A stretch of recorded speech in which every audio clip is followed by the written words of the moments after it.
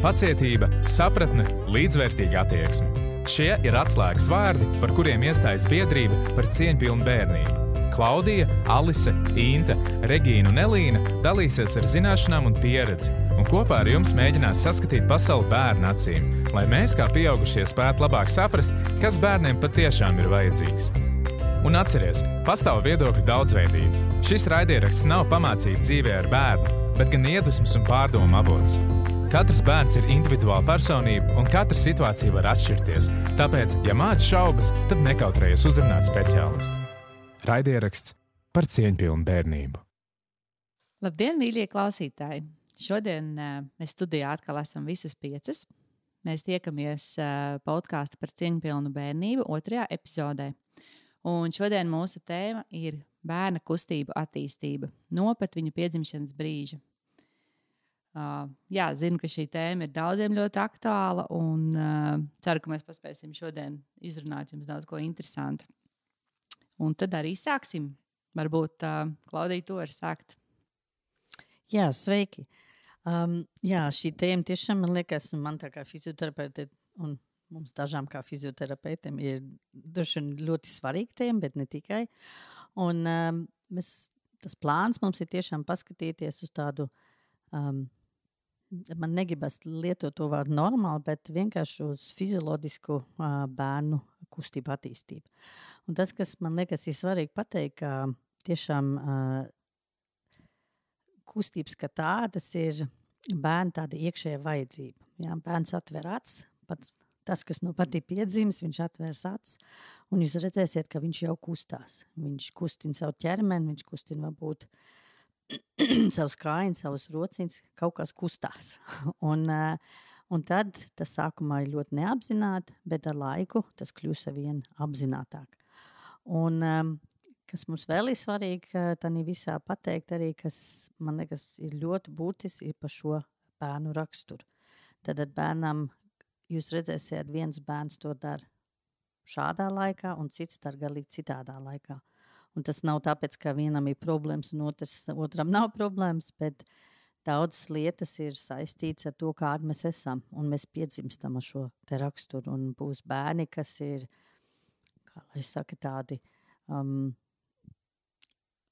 man trūkst vārds, tādi izaicinoši, tādi viņi grib uzreiz mēģināt, viņi varbūt nevienmēr līdz galam izdomā, un tad mums ir tie, kas 100 reizes izmēra un tad beidzot kaut ko izdarīs. Un arī tas mums, kā vecākiem, kā speciālistiem ir jārespektē, kā pa laimi mēs esam ļoti lieli individualisti, un mēs neesam visi vienādi.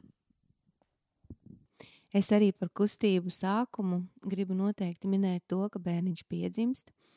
Un man bija tā laime baudīt 3. bērna piedzimšanu, kā viņš man no vēdera pats tika līdz krūtī un sāka zīst krūti. Manuprāt, tas ir tas, ko Klaudija teica, kad bērnam ir instinkts kustēties, viņam ir vēlme kustēties, tā ir dabiska vajadzība.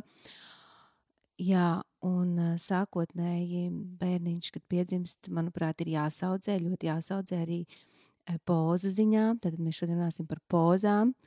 Un sākumā viņš ir bijis vēderā, ilgstoši embriju pozā, un bērnu noliekot kailu uz muguras, tas viņam ir ļoti liels stress, un tas arī ietekmē viņa muskuļu tonus, viņa tālākās emocijas, šis stresa līmenis, kā pret bērnu attiecās, bet tas jau būs cita tēma mazliet, bet arī tas viss ir tik ļoti sasaistīts, ka ir ļoti grūti runāt tikai izolēti par kustībām. Jā, un tādēļ ir svarīgas pirmās dienas, kur viņš vairāk varbūt ir embriju pozā satverts, samīļots uz sāna, un tad jau tālāk viņš pakāpeniski atverās, un tad atveroties viņš nonāk uz muguras, kur viņš jūtās droši, kur viņš izjūt, iemācās sajust sevi, un tikai vēlākā vecumā kļūst stabils pozā uz muguras.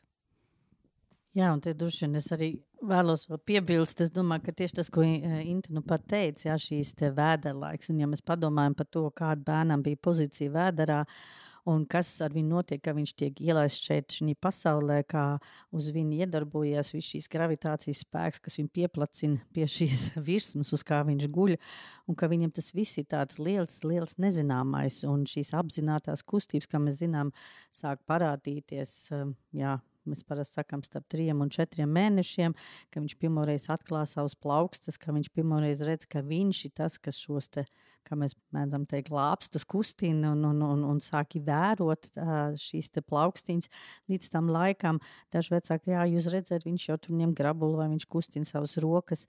Tas viss ir diezgan noteikts. Gribam mēs to vai ne caur refleksiem, caur neapzinātām kustībām, kuru mēs, kā pieaugušie, tad varam palīdzēt bišķiņ savākt, jo viņam jau tās robežas, kas viņam bija vēderā, vairs nav uz šīs pasaules, šī pusē, un viss iet pa gaisu, un tas arī var bērni tiešām uztaisīt šo nemieru, šo stresu, kā Inta teica, bet arī tas fakts, kā jebkuras mūsu pieskārieni, jebkuras veidu, kā mēs ar bērnu runājam, kā mēs viņam pieskaramies, var viņam dot šo iespēju kustēties, nevis viņu noturēt un savākt, bet dot iespēju kustēties vienā nelielā norobežotā vietā, bet vienlaicīgi arī tomēr mūsu pieskarieniem dot viņam atslābumu, un viņš var, jā, no tā stresa atbrīvoties, kas jau viņam ir. Tāpēc arī jau ir svarīgi par tēmām, ko mēs vēl runāsim, par aprūpe, kā cilvēks to uztver, tā kā,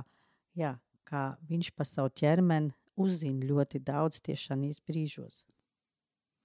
Jā, man dzirdot, ko jūs stāstat, man uzreiz nāk prātā tas, ka šis 4. trimestris, kas tiek minēts pēc bērniņa piedzimšanas, šie 3 mēneši ārpus mammas vēdera, ka tas ir tāds pārējas posms, mēs varam uztvert. Vienlaikus viņš vairs nav šajā pundzī, kas viņu iekļauj, jā, mums viņš ir šajā jaunā pasaulē, bet mums viņam ir jādod šis laiks tā kā pierast pie viņas, un tad ir gan mūsu šīs rokas, gan šis pakaviņš, kuru mēs viņam noliekam, piemēram, vēl apkārt, viņam vēl dod tās robežu iespējas tā kā apjaust lēnām šo jauno pasauli, kurā viņš ir nokļuvis. Jā, man liekas, ka kādreiz arī svarīgi saprast to, es kādreiz vecākiem stāstu, iedomājieties, es pat nevaru iedomāties, uz kurien, lai es jūs aizsūtu, bet laikam uz mēnesi jūs visu aizsūtīt, lai jūs saprast, cik tur viss ir savādāks. Tur nav tāda gravitācija, cik man ir zināms, jā, un visas kustības ir savādāk, un tev jāsāk saprast, kā šī vidē, jaunā vidē tev jāorientējās. Un man liekas, tas vispār, priekš mans vienmēr tas galvenais jautājums ir, kā jūtas tas bērns, bet vienlaicīgi arī, kā es, kā pieauguši, varu aizdomāties, kā viņš varētu justies. Un tos var tikai, ja es sev aizdomātos viņu vietā, vai ja kāds milzis ar mani darīja to, ko tagad es kā vecāks vai kā terapeits dara ar šo bērnu. Un tas, man liekas, ir svarīgi. Jā, un tiešām redzēt viņu būtību, viņu, kā mēs jau minējam, viņu raksturu, jo tas jau arī ir ļoti svarīgi, jā, kā varbūt man tev jāveļ uz sāniem mainot autiņbiks daudz lēnāk nekā varbūt kāds cits bērns, vai es redzu, kāds tu esi, kā mēs viens otru iepazīstam. Tas viss pieder klāt. Un tāpēc īstenībā, jā, no vienas puses mēs runāsim tūlīt ļoti konkrēti par visu šīm pozīcijām, par kustībām, bet vienlaicīgi tas ir īstenībā saistīts ar telpu uztvere, kas viņam jāiemācās, jā, jo izrādās, ka bērns sākumā redz tikai divdimensionāli. Man liekas, tas arī ļoti interesanti, ka es šo uzzināju, kad viņš nemaz neredz tā, kā mēs tas lietas redzām. Un tad ir tik daudz lietas, pie kā viņam ir jāpierod, un man liekas, tas svarīgākais ir, jā, mums iedot to vide, lai viņš to var uzzināt pats caur savām darbībām. Un man liekas, tas ir Piklē pedagoģija, tas galvenais, un tas nenozīmē, es te nolikšu uz grīdas, un tagad tu viss pats izdari, bet tas nozīmē to, jā, es sagatavoju tev to vidi, lai tu varētu izdarīt. Tagad, kad jūs runājāt, es atcerējos, kad man bija pirmajam bērnam, kad es viņu pārģērbu vienmēr, lai tā kā mēs varētu vieglāk sadarboties, un man sanākt vieglāk viņam palīdzēt un saģērbt viņu, uzvilkāt bodī, tikko, ka viņš bija piedzimis, man vienmēr prasījās vairāk, ka viņa kājas atsparās man gar vēderu un tā, jo, es saprotu, viņam vienkārši bija tā sajūta, kad pēdas jau vienmēr pieskārās pie vēdera. Un tagad ar nākošiem bērniem es arī to sapratu, ka bērniņam, kur, dvīnīšiem, tā meitenītē, kurai bija augšā kājiņas, un man visu laiku sanāca viņai paglaudīt pēdiņas, vienmēr, kad mēs sākam pārģērbties, kad es viņai paglaudu tās pēdiņas, ir vieglāk tā kā arī tikt pie tās rokas klāt un palīdzēt pārvilkt klāt pāri to bodī, tas atslābums iestājās no tā pieskāriena. Un tad es atcerējos, ka tāpēc arī tā man bija tajā pirmajā reizē, ka tās pēdas vienmēr vajadzēja, ja tā ir tā sajūta, ko viņa atcerās, pēdas bija pret kaut ko atbalstītas vienmēr. Jā, paldies, Alis, ka padalījies. Jā, tas ir šīs individuālās lietas, kas mums arī katram ir jāņem tā kā vērā saistībā ar savu bērniņu, un lai mēs viņu aizvien labāk tā kā varam iepazīt. Un tad es domāju, tad iesim pamazām cauri šai kustību attīstībai no paša sākuma. Jā, kad mazulīts tātad piedzimis, viņš, kā Inta stāstīja un minēja, viņš bija šai embrija pozā vēderā, diezgan viss tāds cieši kopā, un tad viņš nonāk šai pusē. Bieži vien nonāk šajā pusē piedzimst un nonāk tad uz muguras, kur tad viņš pirmo reizi tiek, piemēram, saģērbts.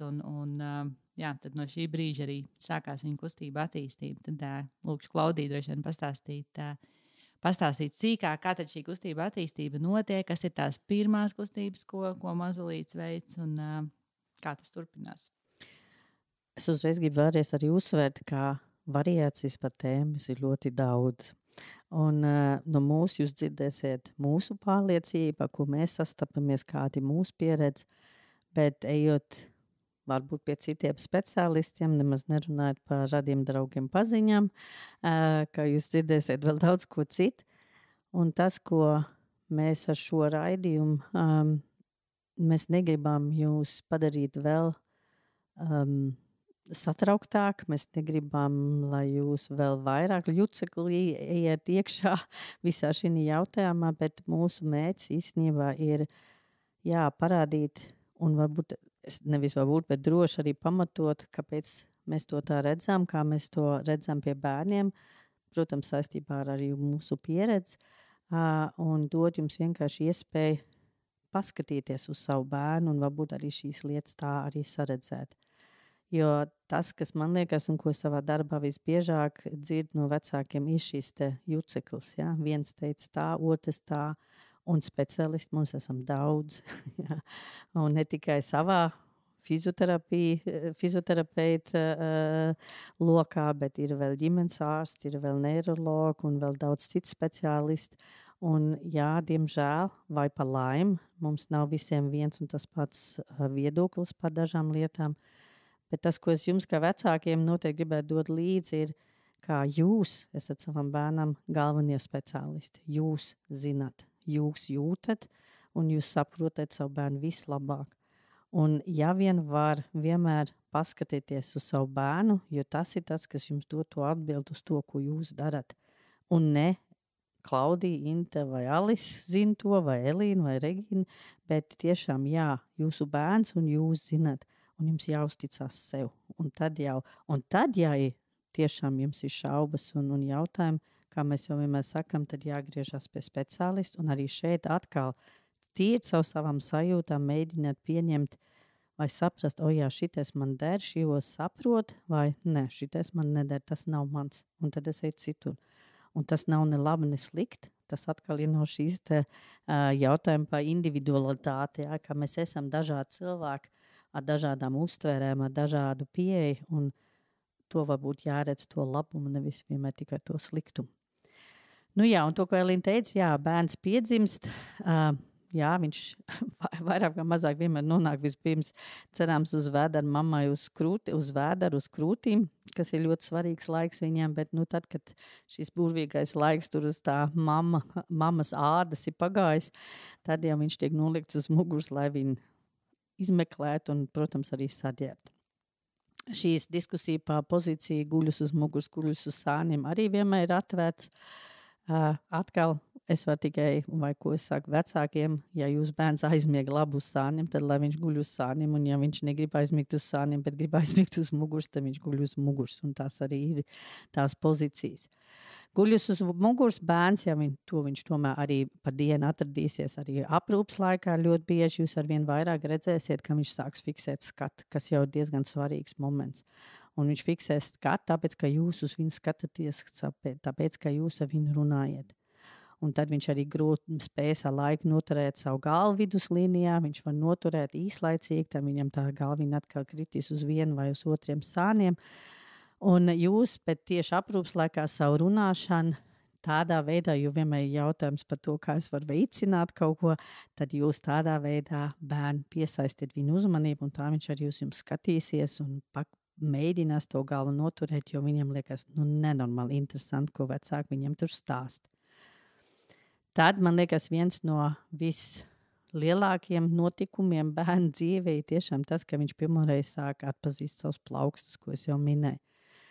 Mēs te šī raidījumā ļoti centīsimies izvairīties no cipariem, no mēnešiem, bet, protams, kaut kāds pieturpunkts mēs dodam, jo mēs zinām, ka ļoti daudz mēs pieaugušie, mums patīk cipari, mums patīk tādi pieturs punkti, lai mēs labāk varētu arī izprast.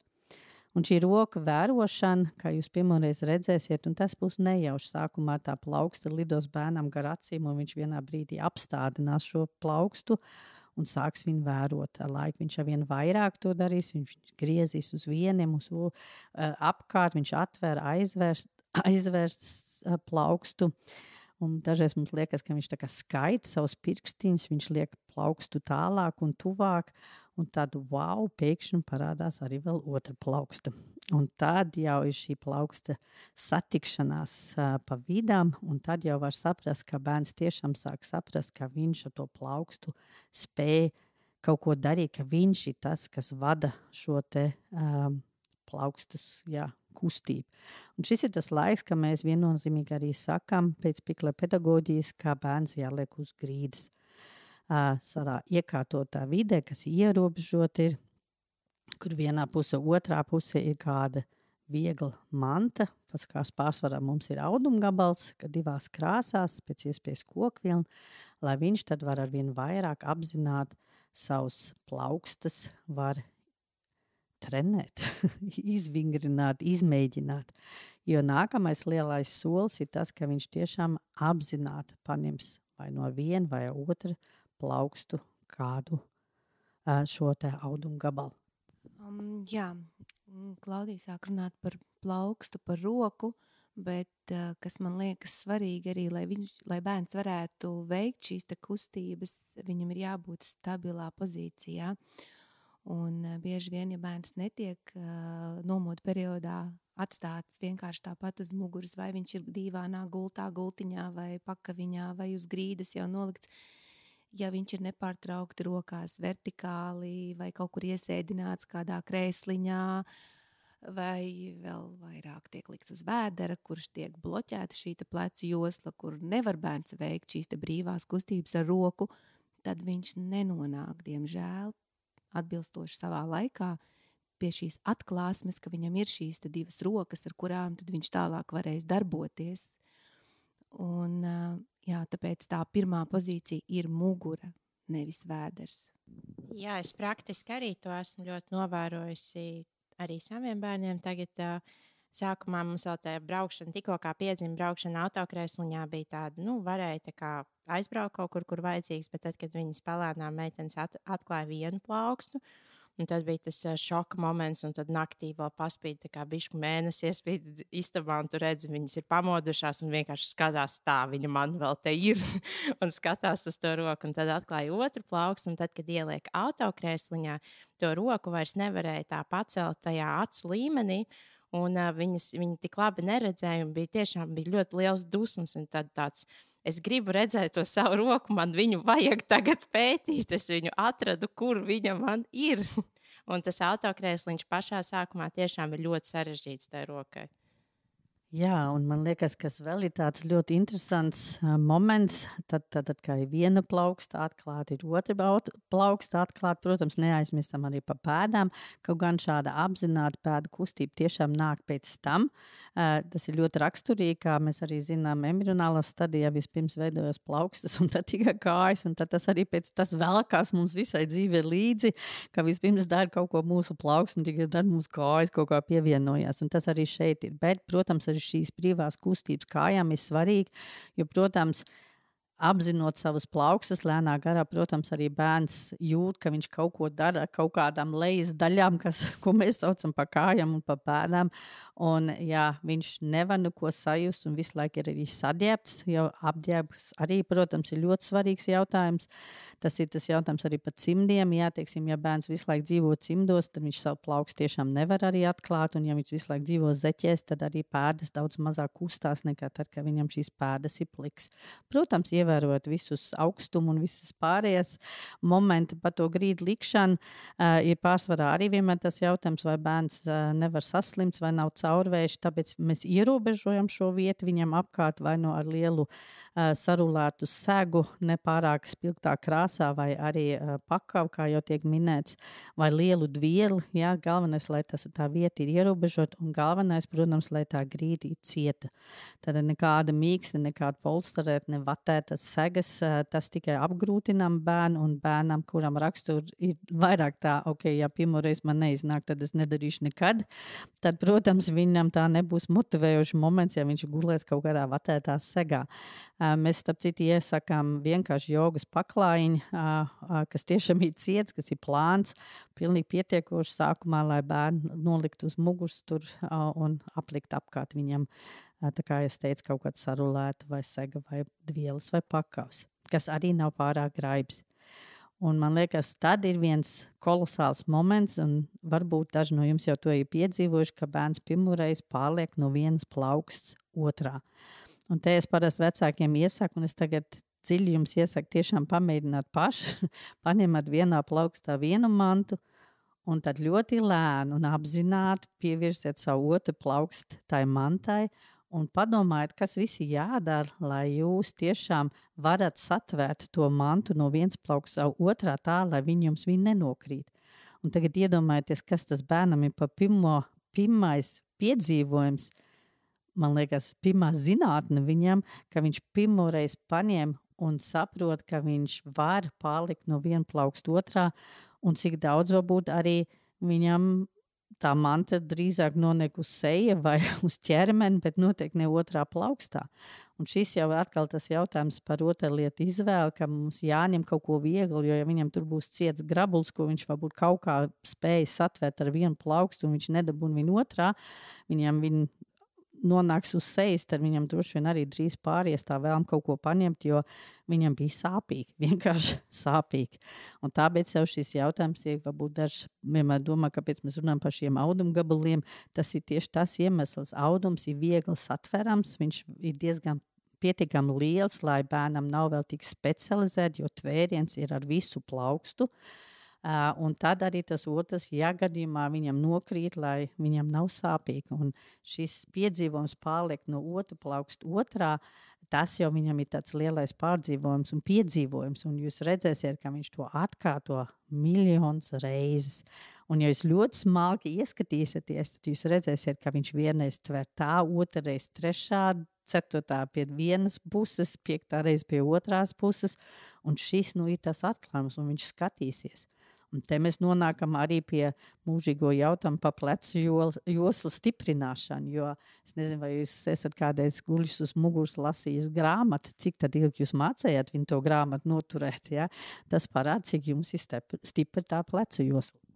Arī, manuprāt, ja vecākiem iedotu apguldināt viņus uz muguras un pielikt klāt viņiem lupatiņu vai ļoti smagu hanteli un teikt, tev vajadzēs pārlikt no vienas rokas otrā rokā, viņi paņems to lupatiņu, ja viņi zinās, ka vajag sākumā bišķiņ pamēģināt, kā tas ir, un pēc tam jau viņi būtu droši, un viņi tagad es varu ņemt hanteli un tad pārlikt tikai ar hanteli, ja viņiem ir tā pieredze, kā tas būtu. Jā, man arī vēl gribējās pieminēt tiešām par šīm lupatiņām un grabuļiem, kad bieži vien jau tiešām tie grabuļi ir tie pirmie, un mēs kā vecāki gribam tam bērniņam iedot rociņā Savukārt, ja viņam viņš stāvētu blakus, visticamāk, tas mazulīts pat vēl nevarētu pats ne pacelt, ne paņemt to grabuli. Tā ir viena lieta. Un otrs, tas, kad mācoties, ka vēl krīt šīs mantiņas ārā no rokām, jāņem vērā, kad pirmajos mēnešos noteikti fizioterapeits man papildinās, kā sauc šo refleksu, kad viņš vēl neprot atlaist, kad viņš prot tikai satvert un vēl nemāk atlaist. Tas ir tveršanas refleks. Jā. Paldies. Jā, Klaudijai ļoti patīk runāt par psihomotoriku, bet pāriesim mazliet uz lielāku motoriku kustību attīstībā. Tātad pirmās kustības notiek turpat uz muguras. Jā? Visi mums runā par to, ka bērnam ir jāsāk velties, bet nespēja varbūt iedziļināties tajā, cik daudz bērns dara pat turpat guļot uz muguras.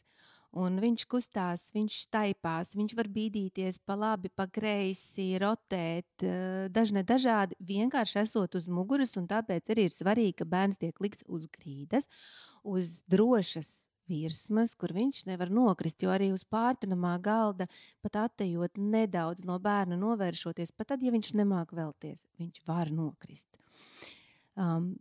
Tātad pirmais būs šī kustēšanās uz muguras.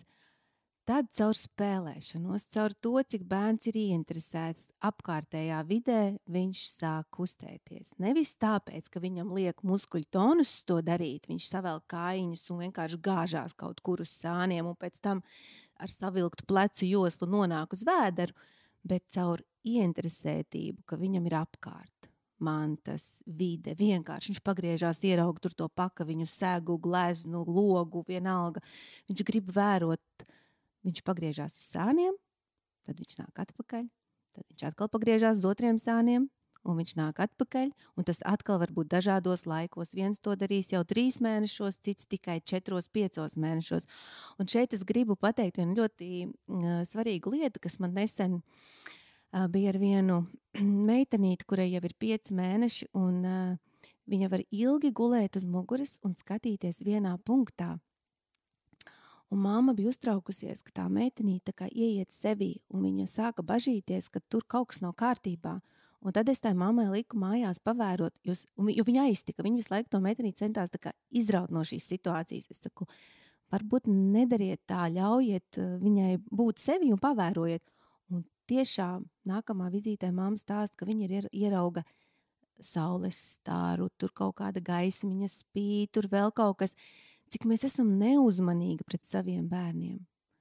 Un jā, un šis bērns un arī daudzi citi bērni noteikti ir tādi, kuriem vajag laiku, kuri pēta šīs sīkās, smalkās detaļas, nevis virzās straujiem soļiem lielajā motorikā.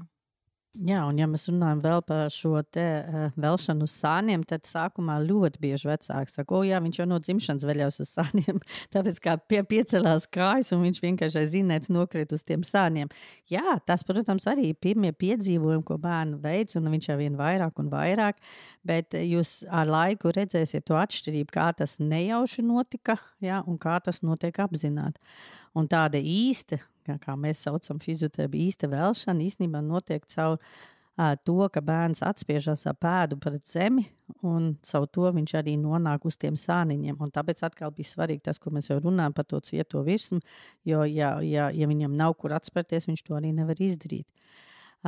Svarīgi tiešām tas, un es iesaku vecākiem atkal noguļaties uz muguras un pamēģināt tā lēnām apzināt vēlties uz sāniem. Tad jūs pirmkārt sapratīsiet, cik daudz spēka ir nepieciešām, tik dažādi mēs to varam darīt ar tiešām ķermeņa sasprindzinājumu vai tiešām ņemt savu pēdu un iespiest grīdā un redzēt, cik vienkārši ir īstenībā ir kustēties. Un bērni, man liekas, tas ir ļoti svarīgi, bērni mums māca, cik ergonomiski ir kustēties, jo viņi tiešām viņi nepārpūlēsies tādā izpratnē ar lieliem sasprindzinājumiem, bet viņi tiešām darīs to ergonomiski. Un ja viņam ir iespēja, jo programma, man liekas, tas arī vēl ir svarīgi pateikt, programma bērnam ir galvā. Viņš jau zina, kur viņam jānonāk finālā, bet viņam vajag to vide, lai to uztrenētu. Un tāpēc ir svarīgi šis te. Un tas, ka viens bērns miljons reiz velsies uz vieniem sāniem, pirms viņš velsies uz otriem sāniem, tas viss ir normāli. Vienkārši jāvēro, vai viņš tomēr tiešām vai tās nav vienpusīgums un viņam vienkārši visi kairinājumi tikai no vienas puses, vai jūs esat visu laiku no vienas puses. Un tad, protams, jāpiedāvā arī to otru pusi. Bet īstenībā šis treniņš ir vispirms viens, tā krišana apakai uz muguras sākumā arī drīzāk ir nejauši, un tad ar vien apzinātāk, ar vien lēnāk viņš to darīs, un tad jau viņš atklās arī savu otru pusīti. Te atkal ir svarīgi varbūt arī uzreiz pieminēt, ka neko tāpēc arī nevajag karināt bērniem virs galvas, jo tas aizkavē šo te spēju skatīties uz savām plaukstām, jo tad viņš skatās tikai uz augšu. Un, kā es vienmēr teicu, es esmu vecmodīgi, es saku, tie pirmie televizori, laikam jāsaka, tie pirmie datori, kā bērns tiek izklaitēt un savu to savas vajadzības jau nemaz vairs nejūt, viņam vienkārši liek visu laiku programmas un viņam savu pašu motivāciju vienkārši tiek nogriezt pašā saknēs, gan es varu teikt. Tātad šī velšana uz sāniem attīstās daudz dažādos veidos, kamēr bērns to ir perfekcionējies priekš sevis, ka viņš saprot, ka skuļ uz muguras, man jādara tā, un tad es jau nonāku no sāniem. Un ja mēs sākam runāt par cipariem, tad šī velšana uz sāniem mēs vēlētos redzēt līdz 7 mēnešiem. Ja bērns nekādīgi nepakam līdz 7 mēnešiem nav nonācis līdz tam guļas uz sāniem, tad, protams, mums jāpaskatās, kur ir tās problēmas, par ko mēs tagad šoreiz arī nerunāsim. Gribētu varbūt vēl pateikt, ka šī cipari balstās uz Emmy Piklers habilitācijas darbu par bērnu kustībām, ko viņa arī publicēja savā grāmatā Dot man laiku, kas, diemžēl, nav latviešu valodā, bet daudzās citās valodās pieejams, kur viņi tiešām pār pa 700 bērniem vēro un vienkārši pierakstīja, kad bērni to darīja vienādos apstākļos, kurā tad viņai bija pieejams veidot savā zīdaiņnamā. Tad ļoti zinātniski, ļoti pamatots pētījums, jo lielāko daļu pētījumu, kas ir savādāk, eksistē noteikti laboratoriskos apstākļos, kā es mēdzu teikt, tad praksēs, ko vecāki iet un kaut kādā speciālā telpā tiek bērns nolikts, kur viņš vispār nesaprot, un tāpēc arī šis Emmy Piklers darbs ir ļoti ticams un arī tiešām uz ko var balstīties. Un tā amplitūda, kad bērns kaut ko dara, ir ļoti, ļoti plašs. Viņi vērojas bērna 3 mēnešiem, kas ir sākuši vēlties, bet tieši tikpat daudz līdz 7 mēnešiem. Par to sistēmu arī, ko tu teici, par to programmu, kas palaižās automātiski arī pieaugušiem fizioterapijā, ir tāds saucamais tas DNS, kas ir dinamiska neiromuskulāra stabilizācija, kur arī sāk vingrinājums pieaugušajiem guļus uz muguras, tad jau nedaudz paceļot kājas tai vēderpresē, tad jau tur kaut kāda sānu balsti, un tā doma ir arī, lai mūsu galvā palaižās atkal tā sistēma, kā notika tā muskuļu attīstība un koordinācija, lai mums nestrādā citi muskuļi, bet tiešām tā kā daba to ir vēlējusies, lai mums viss strādā tādā koordinācijā, un tad, lai tās sāpes pazūd. Tas ir tieši par to visu programmatūru. Jā, tikām līdz tam, kad bērniņš veļas uz sāniņiem. Tiksim tu līdz vēdera laikam, ja? Jā. līdz diskutablākajam momentam. Jā, te vēl ir jāsaka tā, kā noteikti mēs redzēsim arī, un tas atkal nav visiem bērniem, bet bieži var ievērot, ka bērns guļ uz muguras virzās arī, kā mēs saucam, ap savu as. Tad jūs noliksiet vienā pozīcijā guļus uz muguras, un jūs kādu laiku redzēsiet, ka viņš ir pārvirzījis 45 grādus uz viens vai uz otru pusi, vai pat jau veseli 90 grādi. Tad pārvietojoties uz muguras, bērni arī spēja, arī tieši caur šiem pēdu balstām vienkārši sev atstumjot un atbīdot. Tad tas viss ir normāli.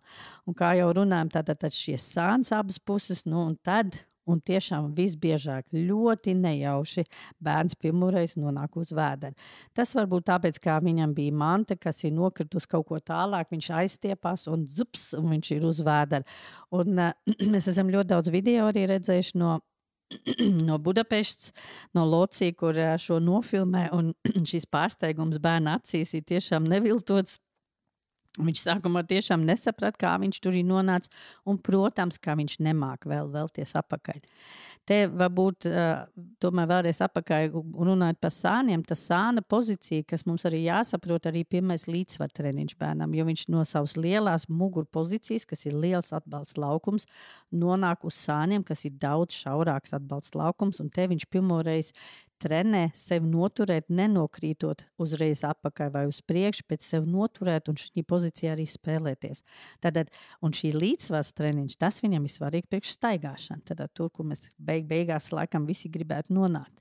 Tāpēc arī ir tik svarīgi, ka nav tā, ka bērns uzreiz no muguras blakšs nokrīt uz vēdera aiz inerts, bet ka viņam tiešām ir šis sāna treniņš. Un būdams uz vēdera, tad tur jau viņam ir daudz dažādas iespējas arī attīstīties. Jā, es noteikti arī gribu pieminēt par to sāna pozīciju, par kuru praktiski nerunā, bet tas ir ļoti, ļoti svarīgi, un to es redzu pēc tam. Pie manis nāk bērni jau daudzus gadus un nāk no 2 mēnešu vecuma līdz 3 gadiem, un es varu redzēt šo te atšķirību viņu kustībās arī vēlāk, kas ir ilgstoši bijuši šajā te sāna pozīcijā, un vēlākā vecumā nonākuši uz vēdera, un tad jau ļoti stabili arī spēlējas uz vēdera. Un pēc tam, kā viņi staigā, kā viņi mācās staigāt. Tas ir ļoti svarīgi. Tātad pirmais, tas, kad bērns mācās noturēt līdzsvaru, ir tieši sāna pozīcija pirms velšanās uz vēdera. Un tas ir svarīgi. Jā, varbūt pat vēl svarīgāk, kā viņš rāpo 4 rāpus vai uz elkoņiem. Galvenais, lai ir šī līdzsvara sajūta un, protams, simetrija. Visās jaunajās pozīcijās, ko bērns mācās un kustībās, ir jābūt simetrijai. Ja bērniņš kaut ko dara uz vienu pusīti, tad pēc kaut kāda laika viņam tas ir jādara arī uz otru. Vienmēr viena puse varbūt būs dominējoša viena par otru, bet ir jāvar izdarīt tieši to pašu uz abām pusēm, lai ķermenis spētu attīstīties simetriski un lai nebūtu šie te disbalansi. Jā, man liekas, pie šīs simetrijas ir svarīgi arī tas, ko Klaudija pieminēja. Tiešām tas vides iekārtojums, ja mēs runājam par velšanos uz sāniņiem, vai ne, tad mēs skatāmies, jo cik bieži vien arī man pašai tā bija mājās, ka, protams, tā aprūpe notiek vairāk caur vienu sānu. Līdz ar to tas viens sāns kļūst, piemēram, aktīvāks. Tā kā tā vidē ir tā ļoti liela nozīme, kā mēs to vidi iekārtojam. Un otra lieta, man liekas, ir handlings, vai ne, kad kā mēs to mazliet turam, kā mēs viņu nesam, kā mēs viņu paveļam, piemēram, ģērbjot. Ar handlingu ir tā, ja mazulis, teiksim, pats, man liekas, kustoties, piemēram, izvēlas vēlties uz vienu sāniņu vairāk, uz otru mazāk, tad ar handlingu atkal, es domāju, mēs to varam kompensēt savā ziņā, tomēr mēģinot uz abām pusītēm darīt to vienādi un tādā veidā tā kā motivējot viņu attīstīt abas pusītes vienādi, ne? Kā fizioterapeiti. Tu varētu komentēt, vai tas ir iespējams? Jā, pilnīgi piekrītu. Un tagad nonākot jau vēdera pozīcijā, ar ko es bieži saskaros, ka tad, kad bērniņš ir uz vēdera vai uzlikts vai apveļās, un viņš rāda ar savām emocijām, ka viņš nespēja būt uz tā vēdera, ko dara vecāki, cenšas spēlēties, viņu izklaidēt, lai tikai viņš pēc iespējas ilgāk noturētu galvu, kas manuprāt, ir nepareizi. Tiklīdz bērns dod zīmi, ka viņš ir nogurs, viņš ir jāveļ atpakaļ. Viņam ir jāpalīdz nonākt atpakaļ viņa stabilajā pozā uz muguras, lai viņš atpūšas, un tad jau viņš mēģinās to darīt tālāk. Jā, un es droši vien teiktu, pat ne atpakaļ uz muguras viņu nolikt, jo ja bērns parāda visu man pieteikt, paldies par uzmanību, tad viņi jāņem rokās. Jā, jo es domāju, tas ir tas moments, es piekrītu Intai, protams, daži bērni vienkārši nemāk atvēlties apakaļ, viņi gatavi īstenībā vēl turpināt, bet ļoti bieži tas arī vienkārši jau ir tā zīme, viss man pietiek. Mēs ļoti daudz attīstībā vēl redzēsim to, ka bērni ļoti bieži izvēlās šo augstāko pozīciju tad, kad viņi jau ir pie pašām beigām no savas uzmanības, un tad viņi ļoti ātri nogurst un viņi nevar atrisināt to situāciju. Un tad tā mūsu uzdevums ir viņi noņemt no trases, kā es mēģinu teikt, lai viņš tiešām kaut vai manās rokās atpūšās, mēs parunājamies, mēs izstāstām, ko mēs esam redzējis, ko viņš labi darīs, jo šeit varbūt grib arī uzsvērt, to mēs arī vēl neesam minējuši, ja, jūs jūtat, kā daudz, kas savijās kopā ar spēlēšanu, ka tanī brīdī, ka jūs bērns tur ir uz tās grīdas, tad lūdzu nekomentējiet katru lietu, neaplaudējiet par katru lietu, ko viņš dara, nerunājiet ar viņu, jo tad viņš nevar to darīt, jo vecāki to mums gan jāsaprot, priekš bērni vienmēr ir pats galvenais. Tā kā cerams, jums bērns ir pats galvenais, tad viņam ir otrādi. Viņam jūs esat paši galvenie, un viņš vienmēr centīsies skatīties jūsu acīs, skatīties uz jums, nevis nodarboties ar savām sajūtām vai to, ko viņš vēlētos tagad darīt. Tāpēc ļoti svarīgi būt klātesoši, varbūt vērojiet viņu pēdas, neskatieties viņam pārāk acīs un ļaujiet viņam strādāt un mācīties, jo tas īstenībā tas, ko viņš tādā brīdī dara. Un tas ir īslaicīgi. 3, 4, 5 mēnešīgi bērni, 5 minūtes uz grīdas, tas viņam ir daudz. Pamēģiniet gulēt blakus un darīt visu to pašu, ko jūsu bērns dara šajā laikā, un jūs sapratīsiet, ka jūs esat varbūt jau daudz ātrāk noguruši nekā jūsu bērns. Bet, ja mēs atgriežamies pie pozīcija guļus uz vēdera, tad mēs ieraudzīsim ļoti daudz un dažādas lietas, ko bērni dara.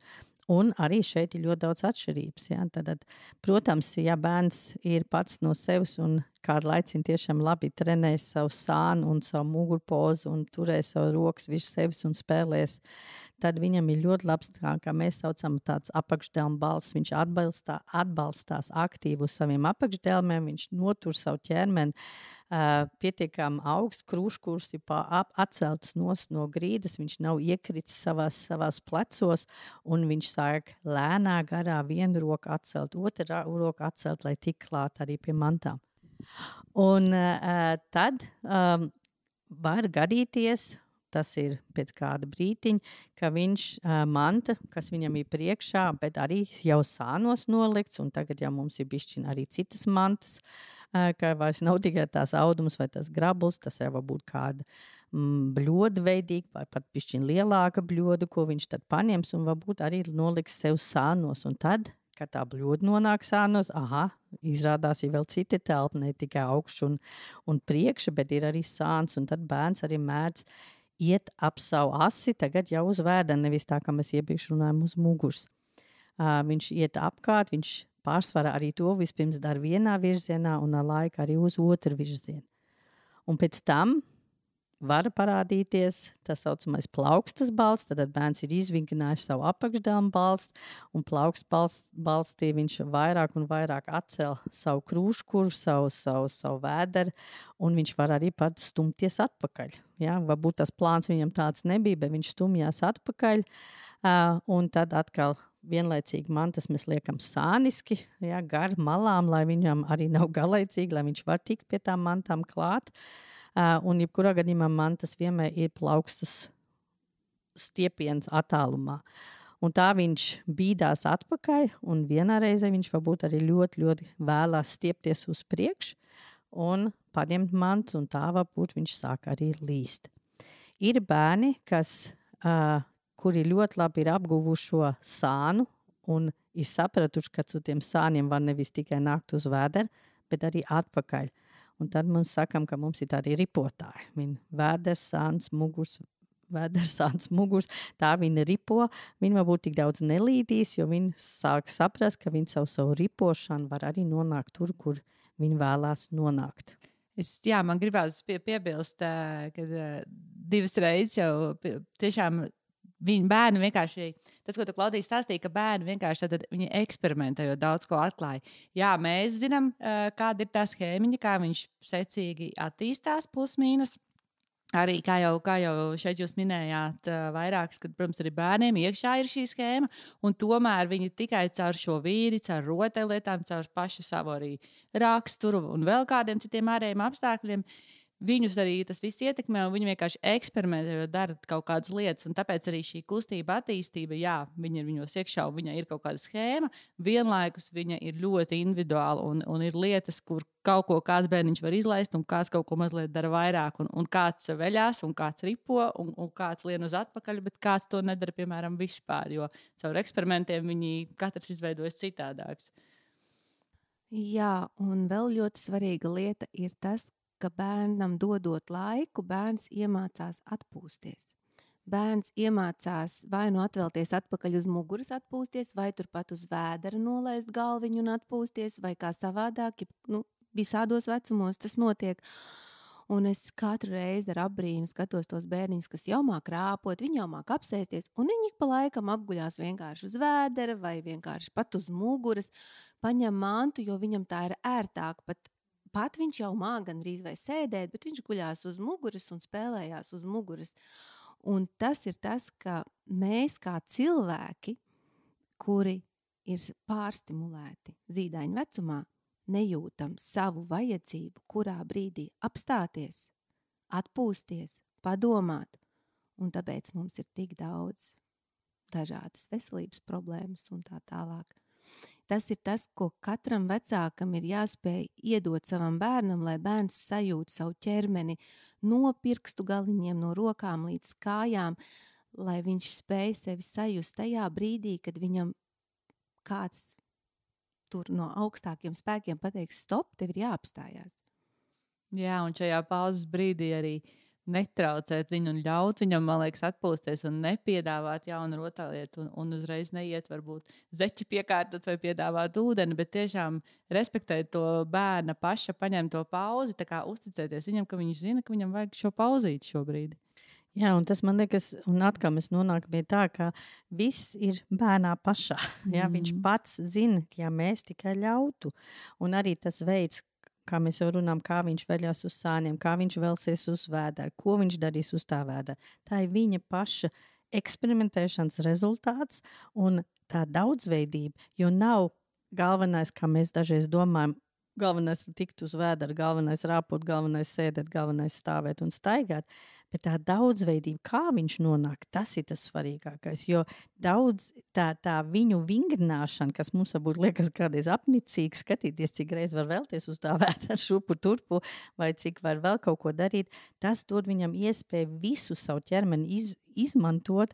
Tas, ko mēs kā pieaugušie jau sen esam aizmirsuši, jo paskatieties, kā jūs ceļaties no krēsla. Vienmēr vienādi pamēģināt kādreiz savādāk un sāksiet saprast, kāda vēl jums ir muskuļi un visāds pārējās lietas savā ķermenī, ko mēs jau sen esam aizmirsuši, bet bērni to neaizmirst. Bērni grib eksperimentēt un atklāt atkal šo ergonomiskāko veidu, kā to darīt, un interesanti, priekš viņu interesantāko veidu. Mēs neesam runājuši par cipariem. Nonākšana līdz vēdera ir vēlākais, tātad 8 mēnešos mēs vēlētos, lai bērns tur ir nonācis. Tas arī atkal kā pieturs punkts. Un tagad, kad bērns ir uz vēdera, sākās daudz un dažādi variācijas par tēmu, kā mēs sakam, jo ir ļoti daudz dažādu variantu, ko bērns darīs pēc tam.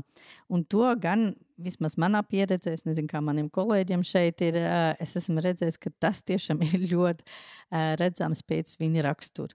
Tie bērni, kas 100 reizes nomēra un tā visu ļoti dziļi pārdomā, viņi drīzāk nonāks caur sāniem uz sēdēšanas pozu, un mani aktīvie bērni pārsvarā nonāks uz četrāps pozu, kur viņi ilgstoši vai netīgi ilgstoši šūpojās gan uz priekšu un atpagājā, gan arī sāniski, pirms viņi tad sāk rāpot. Un abas, un nav nekāds pareizi, nepareizi vai tikai tā, vienkārši šāds ir iespējas, kā kuram bērnam ir šī motivācija, ko tad viņš vēlās darīt. Un jūs bieži redzēsiet, tad, ja bērns ir uz sāniem, viņš nevelsies tālāk uz vēdera, bet viņš paliks uz sāniem, atbalstīsies ar apakšdelmu un uzspiedīs savu ķermeni, augšķermeni vairāk uz augšu un tātad notur sev sānu pozīcijā. Kājas parasti ir viena kāja pārlikt otrai, kur viņš tad nostabilē savu pozu, un tad tur viņš arī spēlēs šī pozīcijā. Un tad viņš varbūt atkal atgulsies, kā Inte teica, un atpūtīsies, un tad varbūt vēlreiz vai pat atvelsies apakaļ uz muguras. Citi bērni, tie, kas ļoti aktīvi lien, tie tiešām agrāk vai vēlāk velk arī savus celīšus apakšā zem sevis. Šo fenomēnu mēs bieži arī redzam pirms sāk bērnu līst. Tas nav nekas ārkārtējs, nepareiz vai pareiz, tā mēdz darīt, bet tāpat viņi vispirms lien, un tad viņi tiešām riktīgi to pozīciju ar celīšiem zem sevis izbaud un tiešām sāk šūpoties. Un tā šūpošana nozīmē to, ka viņš tiešām izbēģina, cik tālu viņš var iet uz priekšu, pirms viņš tiešām varētu nokrist, vai respektīvi, kur ir tas punkts. Dažreiz viņi arī ļoti lēnām to dara un var pilnīgi redzēt, kā viņi iet uz priekšu, un tad viņi nāk apakā, jo viņi saprot vēl bišķiņu, un tad droši vien kaut kas ne tā notiksies. Un tas ir ļoti svarīgi, un arī par to nav jāuztraucās. Ir bērni, kas šūpojas ļoti īslaicīgi un jau sāk rāpot, ir bērni, kas ļoti ilgi šūpojas pirms viņi dabūn šo pārliecību, jā, man jācel to roku un jāliek uz priekšu. Jā, un te man gribās uzreiz piemetināt par to, ka vecāki ļoti cenšas, lai bērni sāk rāpot, un tad motivē ar mobilajiem telefoniem, pultīm un vai vienkārši rotaļlietām kaitinot bērnus, ko noteikti nevajag darīt. Jo bērns pats, ja viņam ir pareiza vide, mantas nelielā attālumā, kuras viņš pats tur ir nolicis, viņš spēlējoties tā manta viņam nejauši pabīdījās vai paripoja, bet ne par tālu, jo ja par tālu, tad bērns saprot, ka tas ir par tālu, viņš neko nedara. Tad motivējot viņu, ļaujot viņam pašam brīvi spēlēties, viņš noteikti sāks rāpot. Jā, un ja mēs ejam tālāk, tad mēs nu pat runājam, ka bērns tad guļus uz sāniem, atspiežās uz šo te apakšdelmu, un tad lēnā garā viņš arī atspiedīsies uz plaukstu, un pirmā reize nonāk sēdēšanas pozā, kur viņam kājas ir saliektā pozīcijā priekšā, kādreiz viena ir bišķiņ vairāk izstiept un otru ir saliekt, arī šeit ir daudz variācijas.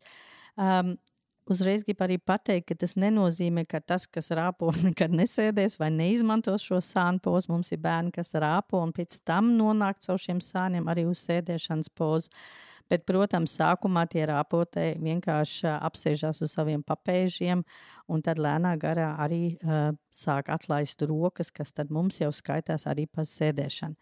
Par visām šīm te saucamās dubultvejas sēdēm, un tā mēs runāsim pašās beigās, tagad iziesim tikai cauri, kas ir tas, kā mēs tā kā fizioloģiski sakam, kas notiek, tātad vai kā es minēt savu sāniem nonākam uz sēdēšanas, vai arī caur četrāps pozu var vienkārši nonākt uz sēdēšanu uz saviem papēžiem. Un tad jau arī tas sēdētājs lēnā garā nonāk atpakaļ un nolaižās arī četrāps pozā un arī sāks rāpot. Un no rāpošanas pozas vai no rāpošanas pozas, ka bērns kaut ko pierāpos, viņš jau ir izmēģinājis pieturoties savu celīšu stāju, kā mēs sakam, un tad jau viņš arī pieturoties izvirzīs vienu kāju uz priekšu, un tad lēnā garā nonāk arī līdz stāvēšanas pozai. Ir bērni, kuram tā rāpošana uz celīšiem nevienmēr liekas tik patīkam, un tad viņi drīzāk nonāk tā saucamā lāču pozā, viņi ceļ dibeni gaisā un ir uz pēdas un rāpo tiešām, ka tāds lācis caur istabu.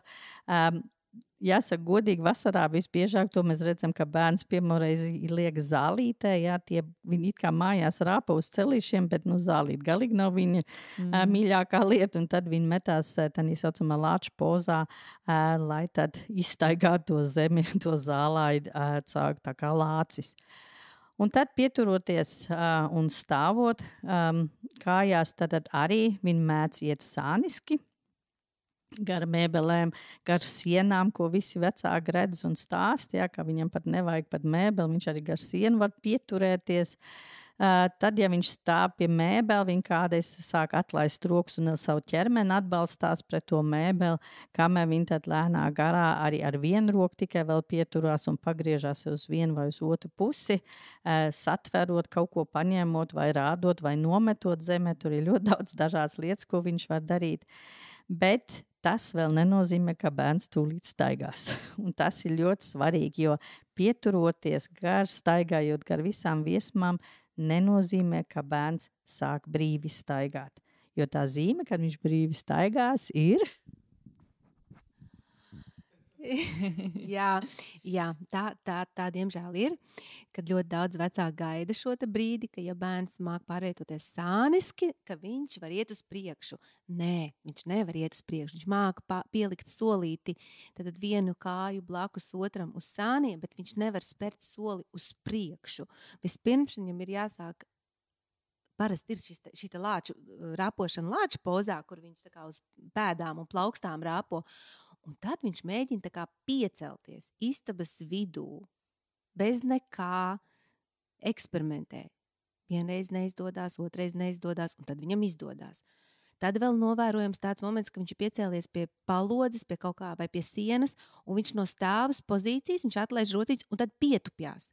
Bet viņš vēl nekur neiet, viņš vēl tikai mācās nobalansēt, piecelties bez turēšanās, vai sākumā nolaisties bez turēšanās. Un tad, kad viņam beidzot istabas vidū ir izdevies piecelties kājās, viņš sāk stabilizēt pozīciju bez turēšanās pats, un tad spēr solis priekšu. Vienu solīti, pietupjās, pēc tam vairākus solīšus, un tā ar katru dienu ar vien vairāk, un viņi iet ļoti, ļoti stabili.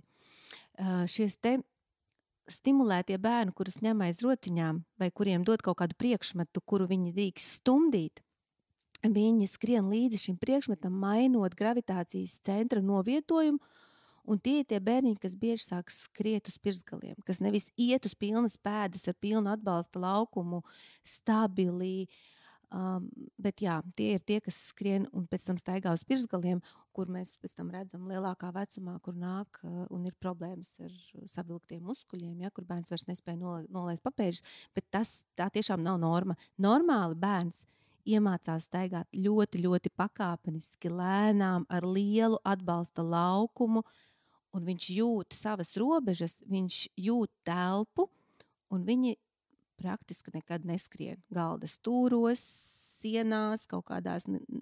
Arī par šo mēs varētu parunāt, ja, cik ļoti tā istaba ir jānorobežo, jā, viņai ir jābūt drošai tai vidē, bet, negluži tā, ka visi stūri aplīmēti ar polsteriem un spilveniem, un kad ķiveres galvā, un ko tik šodien neizdomā, tas parasti ir tiem vecākiem nepieciešams, kuri savus bērnus ir sastimulējuši, ir pārāk agri viņiem likuši kaut ko darīt. Jā, man tiešām gribas piebilst šeit arī no personīgās pieredzes, kad tieši ar 3. man visi bērniņi salīdzinoši, tad sākuši staigāt apmēram ap 1,5 gadu vai tam līdzīgi. Gads un 3, gads un 6, gads un 7, tā precīzi. Un ar 3. bērnu es atceros, ka tiešām tā pieredze bija, kad viņai bija gads un 4, kad viņa paspēra kafejnīcā laikam 1 soli. Tad viņa dienām nespēra nekādus soļus vispār. Un pagāja, un, protams, kad es ļoti nevarēju sagaidīt pat visu šo schēmu, zinot, ka tā var būt. Tad pagāja kaut kādas nedēļas, viņa atkal to mēģināja un atkal. Un tā īsti, teiksim, viņa aizgāja, ka viņai bija tas gads pusotrs. Tad būtībā no tā pirmā soļa, pat ko viņa tajā telpas vidū paspēra, pagāja vēl apmēram 2,5 mēneši, līdz es varēju teikt, ka viņa sāka staigāt. Tas viss varētu arī pat to nosaukt nedaudz, kad slinkākiem vecākiem šis pat būtu vieglāks algoritms, jo tāpēc, ka ja tu neieliec bērnu tajā pozīcijā, kurā viņš nav gatavs, tev nesāksies visas tās problēmas, viņš gāzās uz muguras, sasit to galvu, tur vēl tas nav droši, vai arī, piemēram, laukumiņā, ja viņš nevar uzrāpties augšā, tad neliec viņu tur augšā. Tad tas nozīmē, ka tas laukums viņam nav vienkārši piemērots. Un tev nevajadzēs skraidīt visu laiku, kad viņš tūlīt te nokritīs, te ir tik nedroši tas solis, ko man darīt. Pagad nekāps, un vecāks jau ir tai konstrukcijā, jo viss ir vienkārši šausmas. Bet, jā, viņš tā kā netiek tur, tad varbūt, jāpameklē cits laukums vai tur, tad tas nav tā kā atbilstoši. Mums viņš nav nemaz jāglābj ne no kurienes izrādās. Jā, bet un šis, man liekas, kāpēc tad viņi krīt atpakaļ, kāpēc viņa varbūt dažas lietas tādu, un es vienmēr, man jau bieži vecāki arī saka, nē, mēs neko neesam stimulējuši, mēs neko tādu nedaram, mēs neliekam uz kājām, mēs nestaidzinām. Jā, tas ir viens, ka mēs ne pēdiņās neko nedaram, bet neko nedarīt arī nav labi, jo vides iekārtojumi jābūt tā, lai tas ir atbilstoši bērnam, un jā, gribam mēs vai ne, un es nelabprāt izmanto šo vārdu garlaicīgi, bet ja viņam nav interesanti, ja viņam nav ko darīt, viņš ies paskatīties, kas ir uz tā plaukta. Viņš ies paskatīties, kas ir uz tā dīvāna, un loģiski, ka viņš to darīs, jo viņš ir ļoti motivēts. Bet telpiskā izpratnē bērnam rodās daudz vēlāk. Mēs zinām, ka, piemēram, tad, kad bērns sāk likt mantas iekšā kaut kādos traukos, tad viņi arī lēnām pietupās, jo viņi sāk saprast to dziļumu. Mēs zinām, ka bērni plus mīnus vairāk ap gadu, pišķiņ pirms, pišķiņ pēc, kā kurš bērns sāk atklāt, kas ir aiz mugura, kas ir aiz viņas. Un tad jūs redzēsiet spēlēšana, ka viņi liek aiz sev vai aizmet manta aiz sevis. Un tad viņi arī vairs atpakaļ nekrīt. Jo tad viņi saprot, ka tur arī vēl ir telpa. Tas ir tas, ko sākumā minēja, kad kustība attīstība nav tikai saistīts ar kustību. Tur ir saistīts ar spēlēšanu, kā telpisko uztver, kā raksturs un vispārējais. Un tāpēc jau arī tā, jā, bērni krīt atpakaļ, un tāpēc, protams, tas ir sāpīgi. Un, protams, ka vecākiem tad ir motivācija nopirkt ķivers, bet tad viņš atkal neiemācās krist, un tad mēs nonāksim atkal otrā galējībā. Svarīgi ir veidot to vide tā, lai viņš var eksperimentēt ar savām kustībām zemākos līmeņos, kur viņš var arī nokrist un neko traumatisku sev neizdarīt. Vai, piemēram, kad ir tas dīvāns, kurš augstais, pie kura viņš visu laiku pievelkās, bet varbūt tad pie tā dīvāna var piebīdīt kaut kādu cietāku kastu, lai tas viņam ir kā rīks, viņš uzrāvās paskatīties, bet lai kaut kas ir blakus, kā viņš varbūt tos lēni gar var norosties, tā kā arī lejā sākt jau tā kā mācīties. Ir būtībā, jā, mēs šeit norācām arī jau līdz tiem jautājumiem, un tas viens no jautājumiem no klausītājiem bija par to, ko darīt, ja tas bērniņš salīdzinoši agris ceļas kājās. Un neprot vēl pastikt lejā un krīt, tad šeit jau Alisa deva kādas idejas, ko darīt. Kas ir tas, ko mēs vidē varam darīt, ja ir jau sākusies šī agrā celšanās kājās, un viņš netiek ārā no tās pozīcijas pats?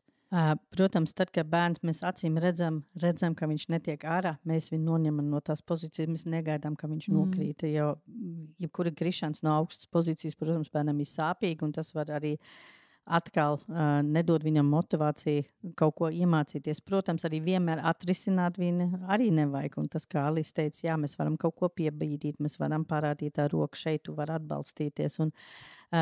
Bet vēlreiz es saku, teiksim, ja tā vide ar, protams, un ja mēs runāsim par spēlēšanas attīstību, tad droši vien tas būs arī vēl skaidrāk, kas tad ir tās mantas, kas jāliek, lai bērns tur lejā paliek, lai viņam ir interesanti. Bet es pilnīgi piekrītu, ir šie, un par to, ja mēs runājam pēc rakstura bērni, kas vienkārši skrien pa priekšu un cenšas un grib, un nepadomā, tiešām nepadomā par to, kā tas viss beigsies, bet viņi vienkārši izmēģinās. Galvenais ir būt blakus, paskatīties, kā viņš pats to var atrisināt, un viņš tiešām, es varu pateikt, kā vecmāmiņa, man arī tagad tāds cilvēks viņš ir mājās, kas ir ļoti ātri, jā, priekš mans kā fizioterapeits daudz ātri, bet es skatījos, un viņš tiešām lika mantas iekšā, un tagad viņš nekrīt, viņš tiešām nolaižās lejā, man par lielu pārsteigumu, man blakus būdams, un man nekas nav jādara. Man vienkārši jābūt plaks un jāuzticās viņam. Un tas ir arī tas svarīgi. Uzticēties savam bērnam, uzticēties savām spējām, nestaidzināt, neko nedarīt. Tā tas noteikti viens, bet otrs ir tiešām tā paskatīties, ko es varu darīt, ko es varu varbūt, ja es kādu kastu nolieku uz grīdas, ko viņš var rapties visu vai līst visu un otrā pusē lejā. Šeit uzreiz gribētu teikt, nemāciet bērnam ar dupsi iet no kaut kurienes lejā. Viņš pats nonāks pie tā, tad, kad viņš sapratīs, kas ir aizmuguri. Bet bērni iet tur, kur deguns rāda, galva pa priekšu, un tāpēc tie paaugstinājumi, ko mēs varam nolikt telpā, ir tādu, cik viņam roka ir gara. Tādēļ lienot visu uz šo te kastu vai vienalga, kas tas ir, viņš otrā pusē, viņam, tā kā viņš lien pār, viņam jāplaukstām, jāsasniedz to grīdu, un tad viņš arī mierīgi, uzmanīgi nokāps no viņa lejā, un tas viņam liksies interesanti. Ja? Tātad, ja man ir visu laiku tikai taisnas trases, tad, protams, ka bērns skatīsies, kas ir augšā, ja? Bet ja man ir visādi šķēršļi, kas ir uzpūšamais madrats, ko es neuzpūšu līdz galam, jo viņš ir ļoti ļurdzīgi, un tas bērniem arī ļoti patīk, vai kāda kaste, vai ir ļoti madrats, pat neliels paaugstināms madrats, ja, teiksim, ko jūs varbūt vairāk nelietojat, noliekat uz grīdas. Katrs paaugstinājums, kaut vai neliec bērnam, jau ir citas sajūtas, citas jušana, cita dziļā jušana viņš dabūna par to, vai viņš uz cietu grīdu balsta savu plaukstu, vai viņš uz jogas paklājienu, vai uz uzpūšamo madrats, vai uz kaut ko citu liek. Un tā viņš iemācās līdzsvaru, jo man liekas, tas ir tas pamats tam. Viņam jāiegūst noturēt savu līdzsvaru, noturēt savu galvu. Ja es nokrītu, nevis krist kā akmeņi, bet saprast, es taču māku paturēt savu galvu. Un to viņš cerams jau ir iemācījies, tā ka viņš mācījās vēlties apakaļ. Jo jūs ātri redzēsiet, tā ka viņi veļās apakaļ, viņi jau nekrīt tā kā akmeņi. Varbūt pirmoreiz jā, bet otrreiz, trešo, piektoreiz viņš jau saprot, es varu pieturēt savu galvu, jo tāds spējas jau viņam ir. Tikai jāļauj viņam pamēģināt. Jā, atkal šie eksperimenti, ar kuriem bērns pats saprot, ko darīt ar savu ķermeni, vien mēs viņam iedodam to vidi, kurā būt un kurā izmēģināt tās visas lietas. Jā, tas bija tas viens no jautājumiem, tas, ko mēs arī daudz izrunājam, par to vidi, kad tas ir ļoti svarīgi. Un tad par to vēdera laiku tomēr atgriežoties pie tā, vai mums bērniņam ir... Jo tas tiešām es redzu, ka ļoti daudziem vecākiem aktuāli, vai tas vēdera laiks jau sākot no dzimšanas būtu tā kā mums viņam jāpiedāvā un jātrenē bērniņš būt uz vēdera? Nu, lūk, te ir divas lietas. Viena lieta ir to, ko stāsta piedzimstot dzemdību nodaļās par to, ka bērniņš ir jāliek uz vēdera, lai uzlabotu zarnu darbību, to, ka bērnam vairāk šie celīši ir pie vēdera embrija pozā, ka tas viņam palīdz tieši zarnu darbībai, ja, un viņam šī poza ir ļoti, ļoti patīkama, uzliekot šajā pozā, tieksim, tētim uz krūtīm, ja, pēc ēšanas, pirms ēšanas vienalga, vai tur, tad, kad vēdriņš nav izgājis, un jā, bet ja mēs runājam jau par 2 mēnešu vecu bērnu, kuru noliekot uz vēdera, viņš noteikti cels galvu, viņš noteikti gribēs skatīties, kas ir viņam priekšā. Mēs ļoti, ļoti pārstimulējam kakla, aizmugurējo daļu, plecu joslu, ko es jau minēju, ka tas neļauj brīvi darboties ar rociņām. Tad, kad, un šie te bērni, kurus noliek uz muguras un viņi met atpakaļ galvu, viņi skatās pāri caur augšu, jā, un tas ir tāpēc, ka viņus liek uz vēdera, jo viņiem ir ļoti, ļoti saspringta kakla daļas muskultūra, un viņi nespēja brīvi gulēt uz muguras.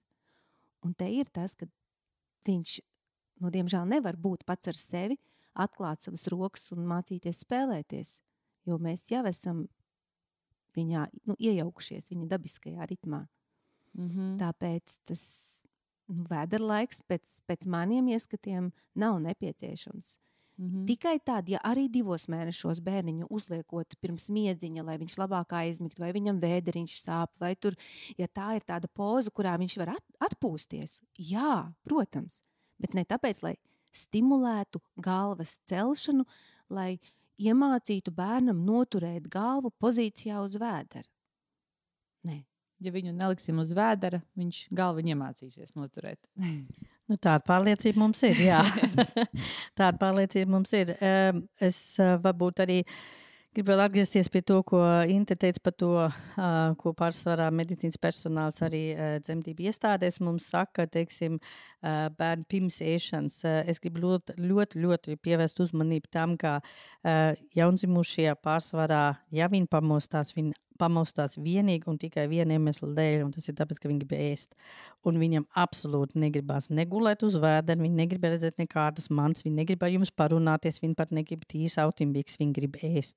Un bērniem nav gaidīšanas režīms. Viņam šī vecumā un ilgstoši vēl nebūs tāda, tu vari pagaidīt. Tā nē, viņi nevar. Ja viņi grib ēst tagad, tas ir dzīvības un nāves jautājums viņam, un tāpēc viņš arī nevarētu izbaudīt šo vēdera laiku vai kaut ko tam līdzīgi. Tāpēc es dziļi ieteiktu vienmēr atcerēties to, ka bērnam tiešām jaundzimušam viss ir pavisam vienkārši. Ja viņš grib ēst, un tad jādod cilvēkam ēst. Ir bērni, kas tiešām guļus uz vēders, atvainojas, pacēl galvu, pagriež galvu un noliek galvu atkal lejā, un viņam ļoti patīk šī poza, un tas absolūti nenozīmē, ka jūs nedrīkstētu viņu likt uz vēdera. Jūs varat likt, ja viņš tieši tikai tik daudz dara. Bet tikko jūs redzat, kā es mēdzu teikt, ka bērns sāk kačāt savu galvu un ar visu spēku un vēl pie tam vienlaicīgi raud, tad lūdzu momentā pārtrauciet šo darīt, jo tā jūs tiešām tikai veidosiet tonus un nekāda aktīva galva turēšana no tā nesanāk. Jā, es domāju, ka bērnu labsajūta tas ir viens un tas visprimārākais rādītājs pilnīgi jebkurai pozīcijai, jebkurai kustībai, un uz to mums kā vecākiem noteikti ir jārēģē un jāpalīdz viņam. Jā. Paldies, Klaudija, par komentāriem. Jā, šķiet, ka mūsu podcasts ir šodien arī pietuvojies noslēgumam. Esam izrunājuši bērna kustību attīstību 1. gadiņā un mazliet pēc tam. Un es varbūt gribu nobeigt ar to, ka es jautāju arī klausītājiem par to, kas viņiem liekas, kas viņus iepriecina saistībā ar bērna kustībām. Un tas, kas viņus iepriecina, bija drosme, bērna patstāvība, patstāvīgā spēlēšanās, tas, ka bērniņš ir gudrs, veikls, viņš ir radošs, pats var izdomāt, kā sevi nodarbināt, un tas, ka viņam ir aizvien jaunas aizvien kustības parādās.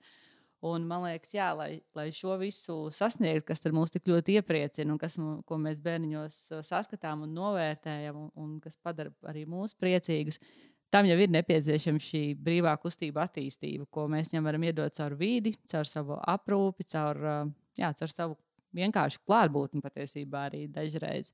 Un jā, to ir vērts atcerēties tajos brīžos, kad liekas, ka mums vajag darīt vēl kaut ko. Īstenībā dažkārt pietiek ar to, kad mēs iekārtojam vidu un vienkārši esam viņam blakus, un viņi var uz mums paskatīties un paši darboties tālāk. Jā, tas ir ļoti labi, ka tu to uzsvēri, jo arī kad pieaugušie pierakstās pie uzturu speciālista, bieži vien viņš saka, pirms tu pie manis ierodies, veids uzturu savu dienas grāmatu, pierakst, ko tu ēd, un nedēļas beigās viņš, jā, laikam tomēr tās 2 karotes majonēzes ir pa daudz visu laiku, tur ir tas sāķis tas. Un arī pie fizioterapeita būtu ļoti forši, ja pieraksta 6 mēnešu bērnu, kurš teikt, viņš neko vispār nedara, un teikt, labi, tu pie manis atnāc, bet pirms tam lūdzu nedēļu pieraksti, ko viņš dara. 10 minūtes vienkārši sēd un pierakst, un tad tur tas pieraksts sakarāsies, un tad, jā, viņš tik daudz leņķos pagrozīja to kāju roku un tā pakustējās. Īstenībā, klausies, nenākšu pie tās. Viņš vajag daudz jau kaut ko dara, man nevajag šī konsultācija. Un tas būtu ļoti superīgi, ja tā varētu darīt. Jā, paldies, Alisa. Jā, es domāju, ka par šī kustību attīstību mēs varētu vēl runāt tālāk, jo arī viss jau nebeidzās ar to, ka mēs mākam spēt pirmos soļus, jo tad nāk vēl klāt visa lekšana, pirmās lekšanas mēģinājums, skriešana, Inte jau arī minēja par tām stumdīšanām, aizmies arī to vēl pieminēt, ka jā, smagās mantas, jūsu krēslas, galdus, ļaujiet bērniem stumt, jo to viņš izjūt savu spēku, viņš izjūt, cik daudz viņš pats var izdarīt, bet noteikti ne šī industriāli ražotās mantas, kas skrien pa priekš tiem bērniem, un bērnam jātipina pakaļ viņiem.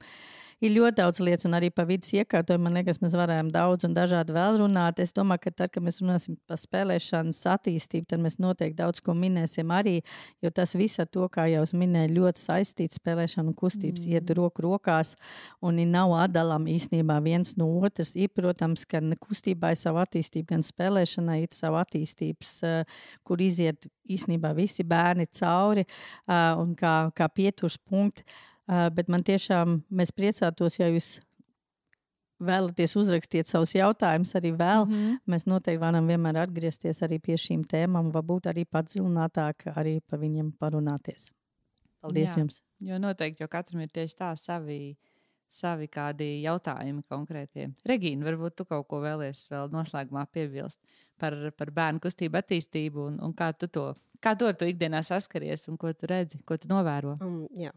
Mans vērojums ir tāds, ka, lai tas viss varētu kvalitatīvi notikt, kustība attīstība, tas, protams, ir saistīts ar aprūpi un arī ar pamatvajadzību apmierināšanu. Ja bērns būs pamatvajadzībās apmierināts, viņš varēs brīvi kustēties un veikt savas lietas, kas viņam ir jādara. Jā, paldies, šī bija tik nozīmīga piebilde. Mēs tiešām 1 stundas laikā nespējam visu apskatīt, bet aprūpē ir milzu loma, protams, jā, kustībā un spēlēšanās. Jā, es arī pašā nobeigumā gribu minēt to, ka es praksē redzu ļoti daudz situācijas, kur kustība attīstība nenotiek kaut kādu citu veselības problēmu dēļ. Ne tikai aprūpes ziņā, bet arī ļoti daudz bērnu mums ir ar alerģijām šobrīd, kairinātu zarnu sindromu un visām šīm lietām. Un es tiešām redzu, ka tad, kad tā lieta tiek sakārtot, tā primārā kustība attīstība notiek pati par sevi. Jā, viss ir kompleksi skatāms.